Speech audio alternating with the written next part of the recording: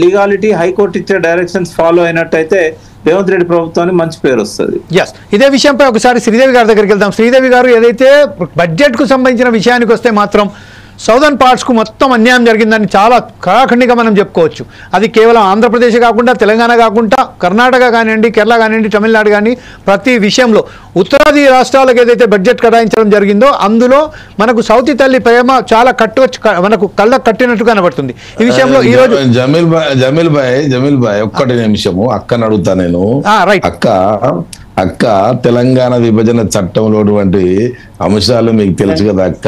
Coach factory ఏంది, గిరిజన university ఏంది, ఇవన్నీ ఇస్తానన్న హామీలలో ఒకటైనా నెరవేరుస్తారు అక్క. జర చెప్పక్క బీజేపీ వాళ్ళకి. కానీ ఇంకొక విషయం రాఘరెడ్డి గారు, నేను ఒకసారి మీతో యాడ్ చేసుకున్నా, మూసినది కూడా ఆ గ్రాంట్ ఇస్తే, అమౌంట్ ఇస్తే మన తెలంగాణ బాగుపడుతుంది అక్క. ఒకసారి మీ బీజేపీ వాళ్ళు అధికారంలో ఉన్నారు, రాఘరెడ్డి గారు ఇన్ని సంవత్సరాల అధికారంలో ఉన్నారు. I want to add one more question with you. అది ఏదైతే మామనూరుకు సంబంధించిన ఎయిర్పోర్ట్ ఉన్నదో ఈ రోజు బీజేపీ మొత్తం తనకు తీసుకునేది క్రెడిట్ మొత్తం. ఈ రోజు ఏదైతే ప్రకటనలు చేశారో కేవలం బీజేపీతోనే ఈ మామనూరుకు సంబంధించిన ఎయిర్పోర్ట్ సాధ్యమైంది, దీంట్లో బీఆర్ఎస్ చెప్పింది ఏం లేదు, కాంగ్రెస్ కూడా చేసింది ఏం లేదని చెప్పారు. దీని మీద శ్రీదేవి గారు మీరే చెప్తారు. పార్టీ అధికారంలోకి వచ్చిన కాంచెలు మొదలు పెడితే ఈ రోజు వరకు కూడా మేము మా వరంగల్కు విమానాశ్రయం కావాలని కోరినాము. మేము అడగడంలో ఎక్కడ తప్పు చేయలేదు. చెప్తున్నారు, కాకపోతే ప్రకాష్ గారు ఫోన్ అన్మ్యూట్ లో చేసుకుంటే బాగుంటదేమో. మేము 100% ప్రకాష్ గారు మీ ఫోన్ మ్యూట్ లో ఉంది, అన్మ్యూట్ చేసుకోండి సార్ ప్లీజ్. అడగంది అమ్మాయినా పెట్టదు అని ఇప్పుడు అడుగుతున్నారు. మనకి ఇక్కడ విషయాలు కేంద్ర ప్రభుత్వాన్ని తెలిసాయి, ఒక్కొక్కటి గ్రాంట్ చేస్తూనే ఉన్నారు. మీకు వరంగల్ కి ఇప్పుడు ఎయిర్పోర్ట్ వచ్చింది, ఇంకా మేము కొత్తగూడెంకి అడిగాము, మాకు రాలేదు, మీకు వచ్చింది వరంగల్ కి. కొత్తగూడెం కూడా త్వరలో రాబోతుంది. చిన్నగా ఒక్కొక్కటి మీరు అన్నారు కదా 1.5 సంవత్సరాల్లోనే అన్ని చేస్తారని తెలంగాణకి మీరు చేయలేని వాళ్ళు. తెలంగాణ విభజన చట్టంలో ఉన్నటువంటి అంశాలను గురించి నేను అడుగుతున్నా. గిరిజన యూనివర్సిటీ ఏంది, ఉప్పు కర్మాగారం ఏంది, ఇప్పుడు రైల్వే కోచ్ ఫ్యాక్టరీ ఏంది, ఇవి చాలా అవసరం అమ్మా. ఇది అందరం తెలంగాణ వాళ్ళం. మనం అడగాల్సింది కేంద్ర ప్రభుత్వాన్ని. ఏ పార్టీలు ఉన్నామని కాదు, దానికి మనం కొట్లాడుకుంటే గ్రాంట్స్ రావు. మేము బీజేపీ ప్రభుత్వం విమానాశ్రయం ఏమనేది అడగలేదు, కానీ అడిగినాం మేము. అనొద్దు, రోజు అడుక్కుంటూనే పోతున్నాం. రాఘరెడ్డి గారు ఇంకొక విషయం, శ్రీదేవి గారిని ఒకసారి మీరు అడగండి అదే విషయము. ఏంటంటే భూసేకరణ మాత్రం రాష్ట్ర ప్రభుత్వానికి సంబంధించిన అంశం, వాళ్ళే భూసేకరణ ఎంతవరకు చేశారు అని కూడా ఈ రోజు రామ్మోహన్ నాయుడు గారు కానివ్వండి, లేకపోతే కిషన్ రెడ్డి గారు కానీ చెప్పినట్టు తెలిసింది. ఈ విషయంపై శ్రీదేవి గారితో మీరు అడగండి డైరెక్ట్. నేను ఒకటే అడుగుతున్నా, భూసేకరణ విషయంలో అన్నిట్లా ముందుకు పోయిన సంగతి మీ అందరికి తెలిసిన విషయమే. ఎక్కడ కూడా చిన్న పొరపాటు జరగలేదు. మేము అడగడంలో ప్రభుత్వం ఏర్పడిన కాంచెలు మొదలు పెడితే మీరు ఇచ్చేంత వరకు కూడా విమానాశ్రయం గురించి మా ముఖ్యమంత్రి గారు పర్సు చేస్తూనే ఉన్నారు. అవి కాకుండా ఇది వచ్చిన దాని గురించి పక్కకు పెట్టేసి ఇప్పుడు రావే గ్రాంట్ గురించి దయచేసి మిమ్మల్ని రిక్వెస్ట్ చేస్తున్నాం. మేము మీ మీద బురద రత్తలేము. ఏంటంటే మా తెలంగాణకు కోచ్ ఫ్యాక్టరీ ఒకటి, గిరిజన యూనివర్సిటీ ఒకటి, ఇవన్నీ తెలంగాణకు వస్తే, ఉక్కు కర్మాగారం వస్తే మనం అందరం తెలంగాణ ప్రజలకు బాగుపడతామమ్మా.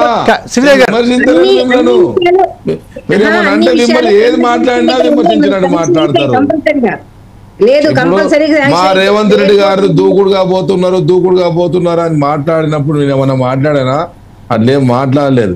మా రేవంత్ రెడ్డి గారు కానీ, మా ఉత్తమ్ కుమార్ రెడ్డి గారు కానీ, మా మంత్రి రాఘరెడ్డి గారు ఒక్క విషయం మాత్రం చాలా ఖచ్చితంగా చెప్పగలుగుతామండి.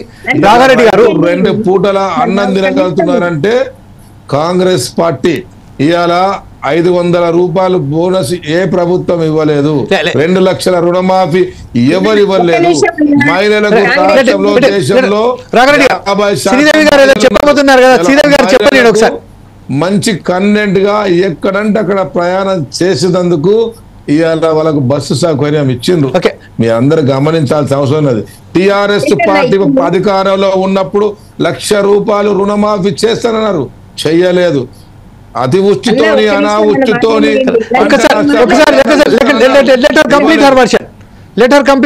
చెప్పండి శ్రీదేవి గారు, చెప్పండి. మీరు వాగ్దానం చేసినవి చేసామా లేదా? నెంబర్ 1 చేయలేదమ్మా. అమ్మైనా పెట్టండి. మన విషయాలు వాళ్ళకి చెప్పిన తర్వాత వాళ్ళు ఒక్కొక్కటి 1 by 1 శాంక్షన్ చేస్తున్నారు కేంద్ర ప్రభుత్వం. నెంబర్ 2, మేము ఇస్తా అన్నవి ఇవ్వకుండా మేమేమీ ఎగ్గొట్టలేదు. నెంబర్ 3, మీరు వచ్చి 1.5 year అయింది, ఈ లోపలనే మేము చేస్తామా అన్నారు. మీరు చేసేది ఓన్లీ తెలంగాణకే, కానీ కేంద్ర ప్రభుత్వం అట్లా కాదు, అన్ని రాష్ట్రాలకి చేయాలి, ఒక్కొక్కరికి చేసుకుంటూ వస్తుంది అంతే తప్ప ఎవరికి ఒకరికి సవతి తల్లి ప్రేమ చూపేయట్లేదు, ఒకటి కన్న తల్లి ప్రేమ చూపేయట్లేదు. అందరికీ సమానంగా చూపిస్తున్నాము. మంత్రి పదవులైనా ఏదైనా కేంద్ర ప్రభుత్వం పదవులైనా మేము అందరికీ కూడా సమానంగా ఇస్తాము. ఇదొకటి. మీరు రైతు భరోసా ఏమన్నారు, 3 ఎకరాల లోపు వాళ్ళకి 5 ఎకరాలు అన్నారు, 3 ఎకరాల లోపల ఇచ్చారు. 5 ఎకరాల వాళ్ళకి ఇంకా పైన ఒక కుంట ఉన్నా 2 కుంటలు ఉన్నా కూడా ఇవ్వలేదు, 3 ఎకరాల లోపు వాళ్ళకే ఇచ్చారు. రైతు రుణమాఫీ అదేంటో అండి, జిల్లాకి ఒక మండలాన్ని తీసుకొని ఒక మండలానికి అభివృద్ధి చేస్తే మొత్తం తెలంగాణ అంతా అభివృద్ధి అవుతుందండి? ఇస్తే అందరికి ఇవ్వాలి, బడ్జెట్ లేకపోతే అందరికి ఆపాలి. ఇస్తేనేమో రైతు భరోసా అన్నా ఇవ్వాలి, లేకపోతే రుణమాఫీ అన్నా చేయాలి. అన్నిట్లో వేలు పెట్టి అక్కడ కొంచెం అక్కడ కొంచెం చేస్తే మనకు వ్యతిరేకతే వస్తుంది కానీ ఏమీ రాదు. నెంబర్ 1, లేడీస్ కి మేము ఇచ్చాం బస్సు అంటున్నారు. దానివల్ల కొన్ని లాభాలు ఉన్నాయి, కొన్ని చాలా వరకు నష్టాలే ఉన్నాయి. ప్రతి వాళ్ళు మొగుడు మీద అలగటం, బస్సు ఎక్కిపోవటం. అమ్మ వాళ్ళకి చెబుతున్నా నేనే ఆడదాన్ని అయ్యుండి కూడా కొన్ని చెయ్యాలి, కొన్ని చేయకూడదని. మగవాళ్ళు వెళ్ళటానికి కూడా ఇప్పుడు ఆడోళ్ళ వ్యతిరేకం కదమ్మా. ఇంకొక విషయం ఏంటంటే రాఘవరెడ్డి గారు ఇంకోటి ఏంటంటే నేను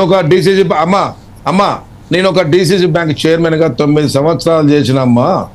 ఈ రోజు మేము రుణమాఫీ చేసిన దాంట్లో ఎక్కడ కూడా తప్పిదం జరగలేదు. ఫ్యామిలీ అటాచ్మెంట్లలో దాంట్లో కొంతమందికి 2 లక్షల పై వరకు ఉన్న వాళ్లకు ఆగిన మాట నిజం. దాని విఆర్ఓలకు కానీ ప్రభుత్వం కానీ రెండోసారి కూడా 3,000 కోట్ల రూపాయలు సవరించి మళ్ళీ ఇవ్వడం జరిగింది. ఇంకా కూడా తప్పిదాలు జరిగినాయి. అది బ్యాంకర్ల పొరపాటు, బ్యాంకర్లో సరిచేయడంలో పొరపాటు జరుగుతున్నా ఇవ్వడం జరిగింది. ఒక మండలానికో వేరంగా ఇవ్వలేదు. రైతు భరోసా మేము ఇస్తానన్నది 100% ఇచ్చినాము, ఇస్తాం కూడా. రాఘవరెడ్డి గారు ఒక విషయం ఉంటే ఉన్నా కూడా పడలేదు.